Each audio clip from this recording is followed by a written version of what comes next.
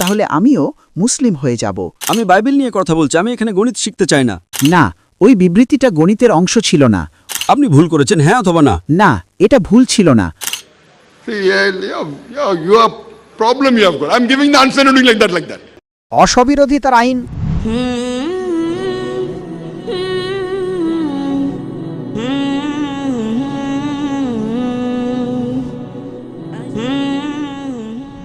আমার নাম Kofi আব্রেফা Clement. আমি একজন সিনিয়র হাই স্কুল গ্র্যাজুয়েট এবং দুর্ভাগ্যবশত আমি তাড়াতাড়ি আসতে পারিনি, তাই এই মুহূর্তে বিছানা থেকে উঠে এসেছি।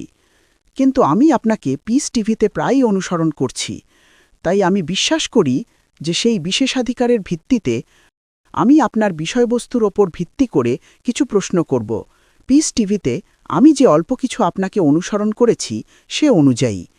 প্রথমত, আমি দেখেছি এবং আমি জানি যে আপনি যে বিষয়টি সামনে এনেছিলেন বাইবেলের দৃষ্টিতে মুহাম্মদ, যেমন বাইবেলে মুহাম্মদের কথা লেখা আছে এবং আপনার কথা প্রায় শুনেছি, এবং আপনি একটি খুব সাধারণ সোজা শাস্ত্রীয় বাক্য চেয়েছেন যা যীশু খ্রিস্টের ঈশ্বরত্ব স্বীকার করে।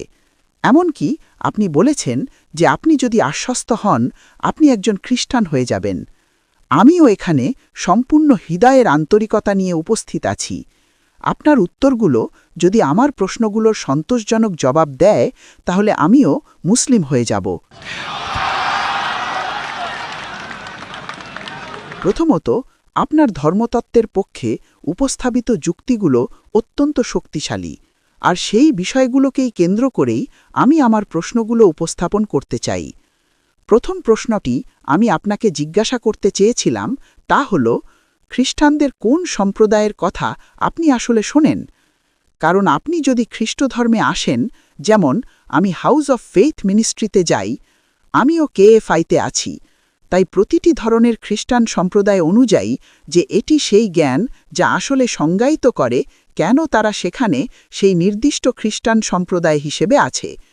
এবং একটি প্রবাদ আছে, কোনো দর্শনের অপব্যবহার, যেমন আপনি জানেন, সেই দর্শনটিকেই বাতিল করে না। তাই আমি সবার আগে জানতে চাইব, ভাই, এটা একটি প্রশ্নোত্তরের সময়, বক্তৃতার সময়ে নয়। আপনি যদি নিয়ম এবং প্রবিধানগুলো খুব স্পষ্টভাবে শুনে থাকেন, প্রশ্নটি 2 বা 3টি বাক্যে করা উচিত। যদি এর চেয়ে বেশি হয় তাহলে এটা একটি ছোট বক্তৃতা শেষ। আপনি দেরিতে এসেছেন, লেকচার শেষ।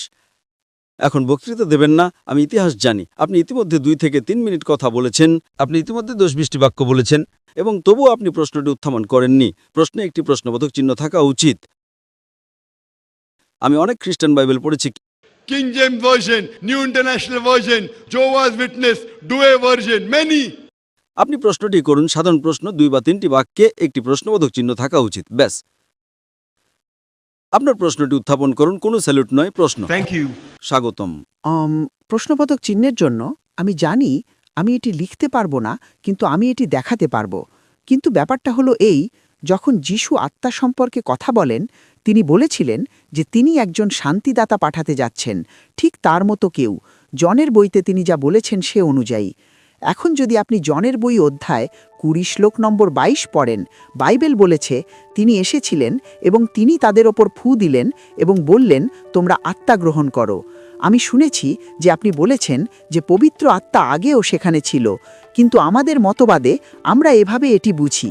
ব্যাপারটা হলো এই, আপনি একজন গণিতের শিক্ষক হবার মতো। আমি জানি আপনি সক্ষম। আপনি একজন গণিতের শিক্ষক ছিলেন। অনেক বিষয় আছে যা আপনি শেখাতে পারেন। আপনি বাইনোমিয়াল, পলিনোমিয়াল শেখাতে পারেন, কিন্তু তার সবই গণিতের অধীনে। ভাই, আপনি কি ইংরেজি বোঝেন? Yeah. 2 বা 3 বাক্য, এখানে লেকচার দেবেন না। সহজ কথায়, যদি আপনি প্রশ্ন না করেন আমি অন্য একজনকে সুযোগ দেব।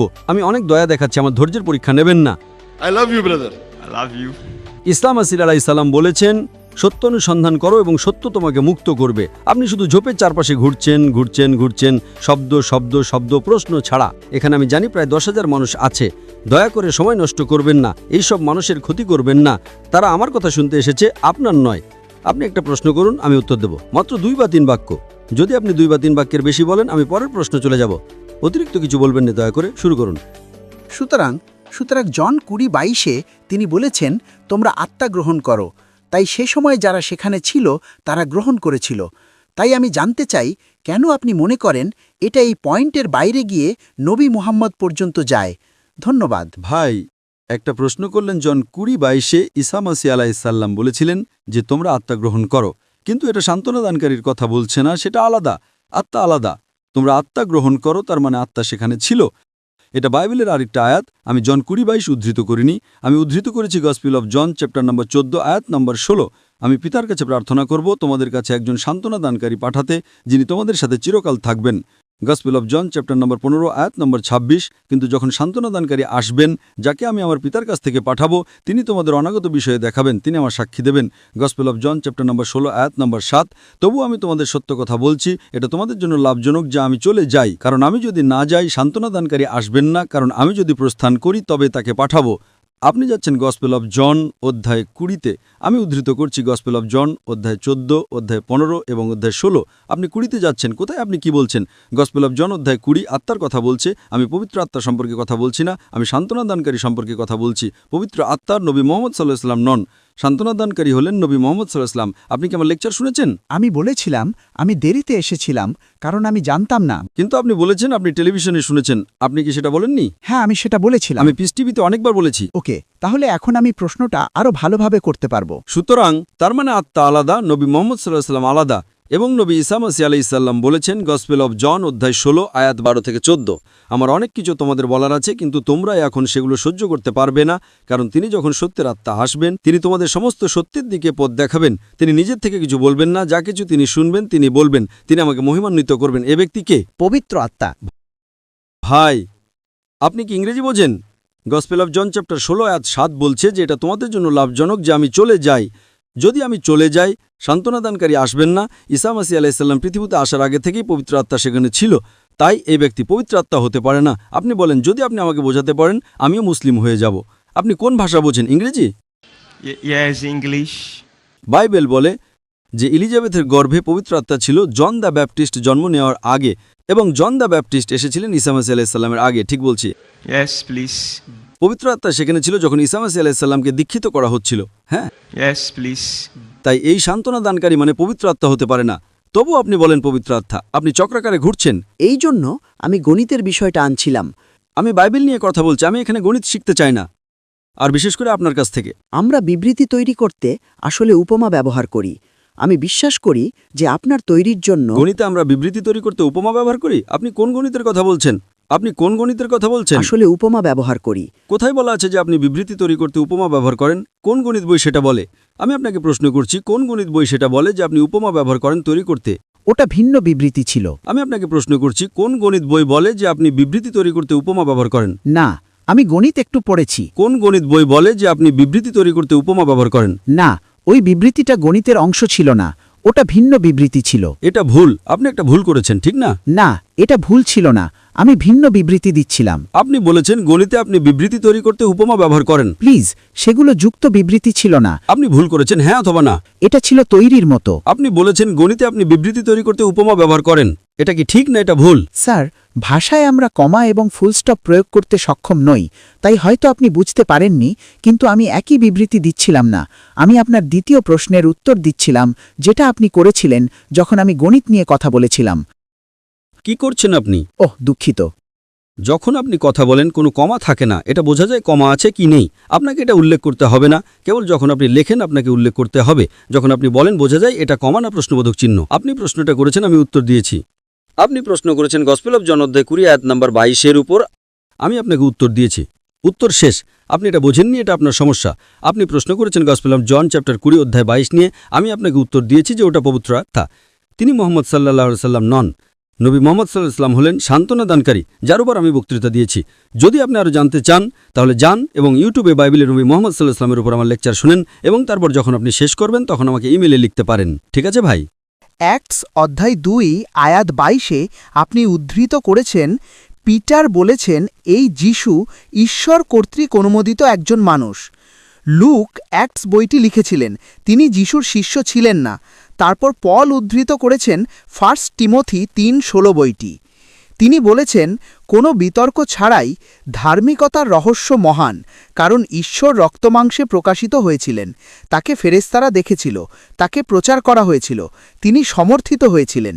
তাই আমার প্রধান প্রশ্ন হল, আপনি যদি অ্যাক্টস থেকে উদ্ধৃত করেন যা লুক লিখেছিলেন, যিনি শিষ্য ছিলেন না, তাহলে আপনি আপনার কেস খুলে দিয়েছেন। তাহলে আমিও পলের মতো অন্য কাউকে বিবেচনা করতে পারি, যিনি সরাসরি শিষ্যদের অংশ ছিলেন না। ধন্যবাদ। ভাই উদ্ধৃত করেছেন, যেহেতু আমি অ্যাক্স উদ্ধৃত করি, তিনি অন্য কাউকে উদ্ধৃত করতে পারেন। ভাই, আমি আপনাকে খুব পরিষ্কারভাবে বলেছি, পুরো বাইবেলে একটাও দ্ব্যর্থহীন বিবৃতি নেই যেখানে ঈসা আলাইহিসসালাম নিজে বলেছেন যে আমি ঈশ্বর, অথবা যেখানে তিনি বলেছেন আমার উপাসনা করো। যদি আপনি একটাও দ্ব্যর্থহীন বিবৃতি দেখাতে পারেন পুরো বাইবেল থেকে, একটাও অস্পষ্টতাহীন বিবৃতি যেখানে ঈসা মাসীহ আলাইহিসসালাম নিজে বলেছেন যে আমি ঈশ্বর, অথবা বলেছেন আমার উপাসনা করো, আমি খ্রিস্ট ধর্ম গ্রহণ করতে প্রস্তুত। আমি অ্যাক্টস উদ্ধৃত করেছি, সেটা ভিন্ন সময়ে ছিল। আমি ডিউটেরোনমি উদ্ধৃত করেছি, যা ঈসা আলাইহিস সালামের কথা নয়। আমি আপনাকে আগে যিশুর কথা উদ্ধৃত করেছি, গসপেল অফ জন অধ্যায় নম্বর 14 আয়াত নম্বর 28, আমার পিতা আমার চেয়ে মহান। এটা ঈসা আলাইহিস সালামের কথা। গসপেল অফ জন অধ্যায় নম্বর 10 আয়াত নম্বর 29, আমার পিতা সবার চেয়ে মহান, ঈসা আলাইহিস সালামের কথা। এখন আমার লেকচারে আমি আপনাকে বাইবেলের অনেক জায়গায় উদ্ধৃত করেছি। আমার চ্যালেঞ্জ যা বলে, যদি আপনি প্রমাণ করতে চান যিশু ঈশ্বর, পুরো বাইবেল থেকে একটা দ্ব্যর্থহীন বিবৃতি দেখান যেখানে ঈসা মাসীহ আলাইহিস সালাম নিজে বলেছেন যে আমি ঈশ্বর, অথবা যেখানে তিনি বলেছেন আমার উপাসনা করো। এখন একটা জায়গা যদি আপনি বলছেন, দেখুন আপনি আপনার সমস্যা আছে, আমি উত্তর দিচ্ছি, আপনি অমনমন করছেন। আপনি যদি অমনমন করতে থাকেন তাহলে আপনি আমার উত্তর বুঝতে পারবেন না। আমার উত্তর শুনুন, আপনার মন খোলা রাখুন এবং আমার উত্তর শুনুন। যদি আপনি অমনমন করতে থাকেন আপনি বুঝবেন না। দেখুন, আপনি এখন তাকে বলছেন আমি আপনার সাথে কথা বলছি, আর আপনি অন্য কারোর সাথে কথা বলছেন। এর মানে আমি এটা মেনে নিয়েছি, সেটাই আমি বলছি। আপনি অন্তত শুনুন আমার উত্তর শেষ হওয়ার পর, তারপর আপনি আপনার মুখ খুলতে পারেন। আপনি কেন আমার উত্তর শুনছেন না? আবার আপনি আগের মতো একই সমস্যা করলেন। আমার চ্যালেঞ্জ হলো পুরো বাইবেল থেকে একটা দ্ব্যর্থহীন বিবৃতি দেখান যেখানে ঈসা মাসীহ আলাইহিস সালাম নিজে বলেছেন যে আমি ঈশ্বর, অথবা যেখানে তিনি বলেছেন আমার উপাসনা করো, আমি খ্রিস্ট ধর্ম গ্রহণ করতে প্রস্তুত। হ্যাঁ, প্লিজ। এখন আমি অনেক বিবৃতি দিয়েছি। ডিউটেরোনমি অধ্যায় 18 আয়াত নম্বর 18, যা ঈসা মাসীহ আলাইহিস সালামের কথা নয়।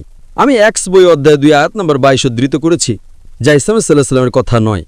আমি জানি, এখন এমনকি যদি আপনি উদ্ধৃত করেন যা যিশুর কথা নয়, আপনি কি বিশ্বাস করেন বাইবেল ঈশ্বরের বাণী? হ্যাঁ, প্লিজ। তার মানে আপনার বাইবেলে সব বিরোধিতা আছে। ঠিক আছে, আপনি ঈসা মাসীহ আলাইহিস সালামের কথা উদ্ধৃত করতে চান না, ওটা একপাশে রাখুন। অ্যাক্টস বই অধ্যায় 2 আয়াত নম্বর 22 ঈশ্বরের বাণী কিনা, তাই এটা পলের সাথে বিরোধ করছে। তাই আপনাকে সমস্যাটা সমাধান করতে হবে। কিভাবে ঈশ্বরের বাণীতে সবিরোধিতা থাকতে পারে, তার মানে সমস্যা আছে। তাই আমি একমত নই যে বাইবেল ঈশ্বরের বাণী। যখন অ্যাক্টস বই অধ্যায় 2 আয়াত নম্বর 22 পরিষ্কারভাবে বলে, হে ইসরায়েলের লোকেরা এটা শোনো, নাজারেথের যিশু তোমাদের মধ্যে ঈশ্বর কর্তৃক অনুমোদিত একজন মানুষ, অলৌকিক এবং বিস্ময় এবং নিদর্শন দ্বারা যা ঈশ্বর তার মাধ্যমে করেছিলেন, এবং তোমরা তার সাক্ষী। এখন আপনি আমাকে উদ্ধৃত করছেন পলের কথা। এখন এটা ঈশ্বরের বাণী। ঈশ্বরের বাণী বেশি গুরুত্বপূর্ণ না পলের কথা বেশি গুরুত্বপূর্ণ? তাই যদি কোনো সবিরোধিতা থাকে, বাইবেলে শত শত সবিরোধিতা আছে। খ্রিস্টান সমালোচকদের মতে বাইবেলে 50,000 ভুল আছে। কতগুলো? How many? অসবিরোধিতার আইন। বাইবেলে 50,000 ভুল খ্রিস্টান সমালোচকদের মতে 50,000। আপনি আমার ভিডিও ক্যাসেট দেখুন, বিজ্ঞানের আলোকে কোরআন এবং বাইবেল, সেখানে অনেক সবিরোধিতা আছে, সেখানে অনেক বৈজ্ঞানিক ভুল আছে। সেটা পড়েন, সেটা শোনেন, এবং আপনি নিশ্চিত হয়ে যাবেন যে বাইবেল ঈশ্বরের বাণী নয়। বোনেদের কি কোনো প্রশ্ন আছে?